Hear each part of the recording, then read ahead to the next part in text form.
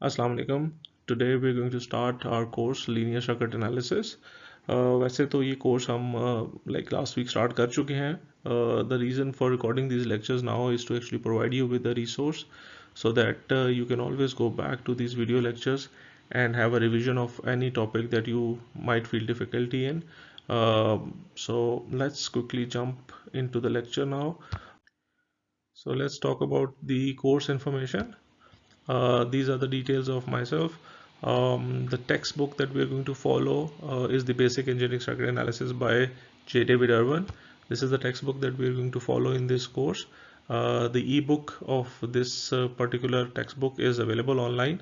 You can easily download it. Otherwise, you can let me know. I can share it with you guys as well. The reference book that we are going to follow is the Fundamentals of Electric Circuits by Charles Alexander and Sadiku.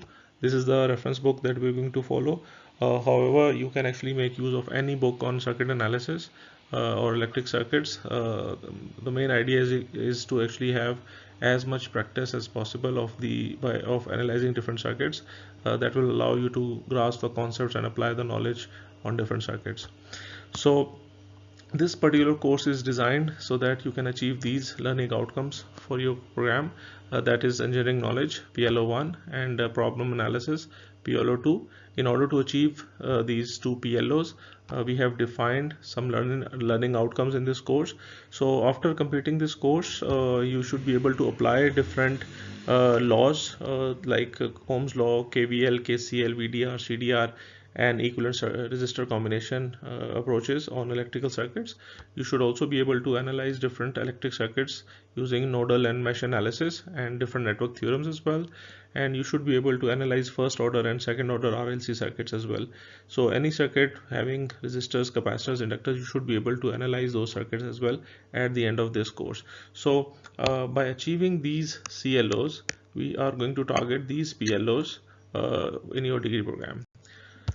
So we have already discussed these class instructions. So let me just skip these points. You can go through them yourself later. Um, the assessments for this course, so we have already discussed this as well. We are going to have quizzes, assignments, a midterm and a final exam, and the weightages have already been discussed with you in the class. So let's talk about this course. This is the starting point of your electrical engineering program. It is one of the fundamental courses that you are taking in this semester. The purpose of this course is to analyze electrical circuits, to study the behavior of circuit and how does it respond to different inputs. How do the interconnected elements and devices in a circuit they interact with each other. The students would also be able to analyze different practical linear circuits by applying different analysis techniques. So one of the main objective is to understand and to learn different analysis techniques, and by using those analysis techniques we are going to analyze different linear electrical circuits. And also the concept of network theorems will allow you to actually represent bigger circuits into equivalent smaller circuits. So by applying these network theorems, they will also help you to actually analyze different circuits. So let's talk about the course contents. These are the chapters that we are going to cover in this course. We will start off with chapter number 1, which is about basic concepts. Chapter 2 is about basic laws that we are going to study and apply on different circuits. Chapter 3 is about analysis techniques. This is where we're going to discuss nodal analysis, mesh analysis, and chapter number 4 is about theorems. So we're going to talk about Thevenin, Norton, superposition, all these theorems in this chapter number 4. Chapter number 5 is about capacitors and inductors, and in which we will see how capacitor and inductors they behave in any circuit.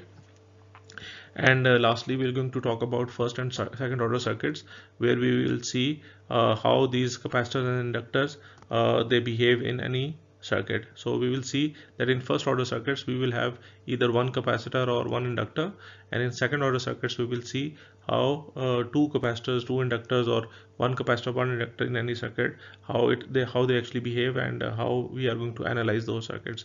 So this is the overall contents of this particular course. So let's start off with the introduction. This chapter introduces the concept of voltage and current. Voltage और current ये दो main चीज़ें हैं जो कि हम circuit analysis के अंदर जो है वो हम determine करना चाह रहे होते हैं. तो first we will define what voltage and what current is, and later we will see how we are going to actually analyze these values in any given circuit. So the concept of circuit will be introduced in this particular chapter. We will talk about sources. We will define different types of sources. So these sources, they actually provide either specified voltage or current in any circuit, and we will see what their types are. We will talk about dependent and independent sources, and then we will define a strategy for solving problems that will allow us to actually analyze any circuit. So let's start off with the discussion on what a circuit is. So an electric circuit is the interconnection of electrical elements. So ये जो electrical elements हैं, these are basically the resistors, capacitors and inductors in any given circuits. So the combination or interconnection of these components, they actually define any electric circuit. So any electric circuit can have two or more of these elements interconnected with each other. So here we can see an example of an electric circuit. Here we can see we have different resistors, capacitors, inductors connected in different combinations. So any circuit that has a combination of these interconnected elements, we define that as a circuit. So as we said, that electric circuit is the interconnection of electrical components. These components could be resistors, capacitors or inductors. Here we are going to introduce you to the concept of terminals and nodes. So terminals are the end points of any electrical component. So this component could be a resistor, capacitor or inductor. This point A and point B are the terminals of this component.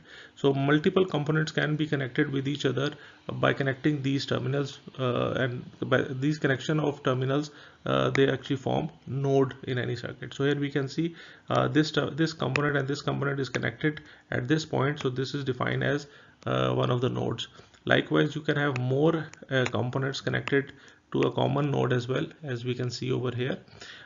Secondly, when we talk about terminals, this point A and point B, which are the terminals of any component, normally we actually use these terminals to characterize current through that component, or we can define the voltage across these two terminals as well. So when we're going to talk about voltage and current in later slides, we are going to talk more about those elements with respect to nodes and terminals. So the concept of node is extremely important. We must learn to identify a node in any shape or form. So in order to identify a node, you need to actually apply this rule that what actually defines a node. So as I said, that node is a point where two or more elements, they actually connect with each other. So here we can see this could be a node A, this could be a node B. So if we look at an example, for example, यहाँ पे हमारे पास एक electrical circuit है जिसके अंदर एक source connected है, यहाँ पे एक आपके पास इंडक्टर है, एक रेजिस्टर है, एक रेजिस्टर यहाँ पे है, and you have a capacitor over here. If we are to define nodes in this case, so here we can see, for example, if this inductor and this capacitor is connected with each other, so the point where these two elements जहाँ पे इनके terminal आपस में connected हैं, this whole point is a node. Likewise, we have a node over here. अगर हम और भी नोड्स देखें तो जिस तरह ये रेजिस्टर और ये कैपेसिटर आपस में कनेक्टेड है, तो this point over here is also a node, and here we can see ये जो सोर्स है and this capacitor, it is connected here, so this is also a node. Likewise हमारे पास यहाँ पे एक बड़ा सा एक सर्किट दिया हुआ है, तो यहाँ पे भी हम मुख्तलिफ नोड्स को आइडेंटिफाई कर सकते हैं. These are all a single node. Here we can see these are also a node. Likewise, this is also a node. Any point where multiple elements are connected with each other, these points are known as nodes. So in this case, all of these are a single node. So this could be of any shape, as I said. For example, this whole line, this also represent one single node because all these elements are connected with each other. Another form of node is these special, you can say, symbols. These are the symbols for ground terminals, and as we know that these ground terminals are common in the whole circuit. So whenever you see these kind of symbols, it actually represent कि ये एक ही node के साथ connected है. So all of them are one common node as well. So let's talk about units. Whenever we are taking measurements, we must use units to quantify value. Units जो हैं वो हम जो use करते हैं, they are actually defined by the international systems of unit, जिसको हम SI unit भी कहते हैं. और जो prefix हैं SI units के अंदर, they allow us to have easy relationship between large and small values. तो normally आपकी जो measurements होंगी उनको define करने के लिए हम normally ये SI prefixes use करते हैं. For example, if you have a measurement जहाँ पे आपका multiplier for example 10 raised to power 3 है, we can use a prefix kilo with that measurement and we can put a symbol k with it. So for example, अगर आप एक measurement लेते हैं, किसी resistance की value लेते हैं, it comes out to be 3 into 10 raised to power 3 ohms, तो हम इसको 3 किलो ohms से represent कर सकते हैं. तो this multiplier is replaced by this variable. तो इसी तरह हमारे पास मुख्तलिफ representations हैं.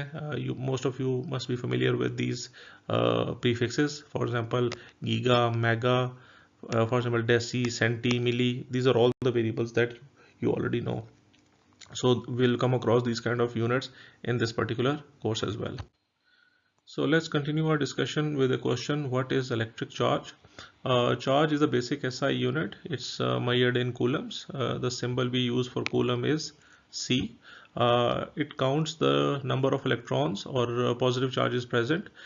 We know that the electrons are the negative charges and positrons are the positive charges. They have same mass, but we can see their values are opposite in terms of signs. And in lab we typically see values like this: picocoulomb, nanocoulomb, microcoulomb, and these are the values that we normally come across when we talk about charges. So a question comes in our mind that why does electric charge flow? This is a very basic question, and most of you already know this from your 12th standard physics. और आपने last semester में applied physics का course भी पढ़ा है, तो उसमें भी आपने इस टॉपिक के बारे में डिस्कशन की होगी. So let me just quickly go through these points. So the charged particles, they exert a force on other charged particles. This force per unit charge, this is known as electric field. और जब हम बात करते हैं charges की, तो ये जो electric field है, for positive charges it is moving away from the charge, and for negative charges it is moving towards the negative charge. So these are represented by these arrows. तो ये जो electric field lines हैं, for positive charge ये charges से away move कर रही होती हैं, और जो आपके पास negative charges होते हैं, these electric field lines are moving towards the negative charge.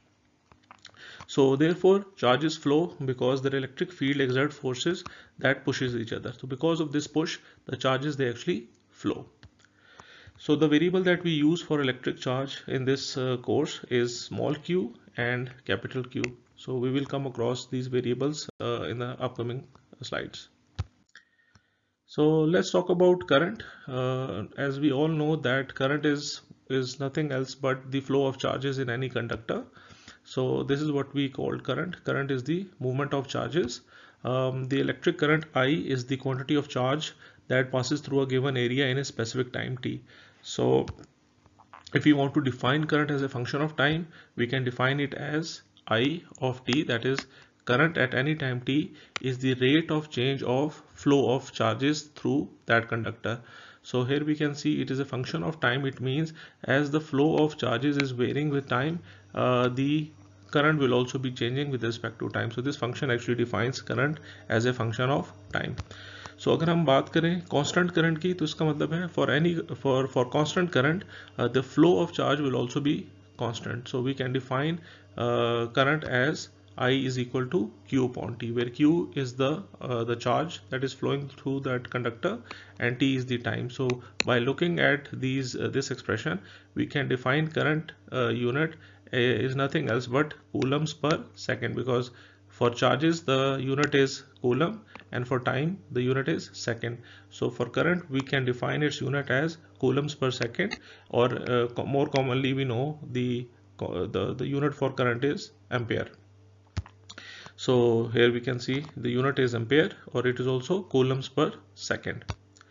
The variable we will see for current is small I, as we can see over here, or capital I that we can see over here as well. So how do we actually calculate electric current? So let's take an example. Let's say we have a conductor and charge Q is actually moving through this conductor. So the question is, a 1 millimeter cross section of copper wire is isolated. Isolated means no external electric field or anything is, nothing is interfering with the charges that are flowing within the conductor. So we say that 50 coulomb of charge flows through this conductor in 2 seconds. So the question is how much current flow through the wire during this time. So as we can see that the given information is the amount of charge is Q is 50 coulomb and the time given is 2 seconds. So with this information we need to find out the current that is flowed through this conductor in this given time. So as we know that current I is nothing else but amount of charge passing through a conductor in a given time, that is I is equal to Q upon T. By using this relationship we can determine the current to be 25 ampere or 25 coulombs per second. Likewise, let's look at another example. A 1 millimeter cross section of copper wire is isolated, meaning no external electric field or anything else is not interfering with the charges that are flowing in the conductor. So the charge that flows through the cross section is, now in this case we can see that we have a function of time. So it means that the flow of charges through the conductor is changing with respect to time. So we represent that with a function of time, expression of charge, so which is equal to 4t square plus 5. So we need to find how much current flows through this conductor in 6 seconds. So we have already seen that for time varying charges, the expression for current will be also time varying, that is I of t is the rate of charge flow with respect to time. So by using this expression we can determine the current flow through any conductor. So we will do it by taking the derivative of this function. So when we take derivative of this, 4t square will come out to be 8t, and 5 because it's a constant value, derivative of constant is 0. So the derivative of Q of t is 8t, and when we put 6 second in this expression, the current comes out to be 48 ampere or 48 coulombs per second. So let's talk about direction of current. This is an important concept. We need to identify the convention here, that what do we call positive current and what do we call negative current. It has to do with the direction of current in the conductor. So in this particular course, the convention that we are going to follow is we are going to define positive current is the current that is flowing from higher potential or to lower potential. Likewise, negative current will flow from lower potential to higher potential.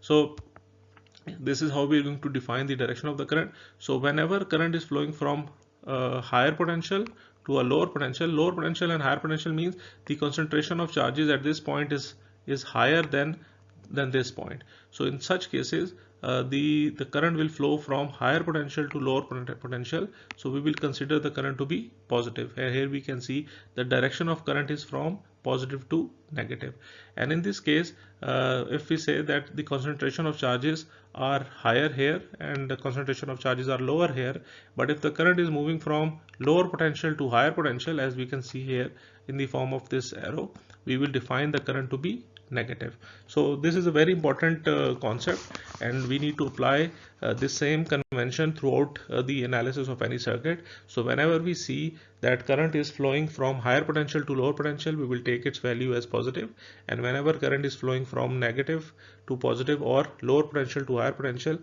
we will say the current value is negative. So let's conclude our lecture here. Next lecture में हम voltage topic से start करेंगे and we will continue our discussion from this point onwards. Thank you very much.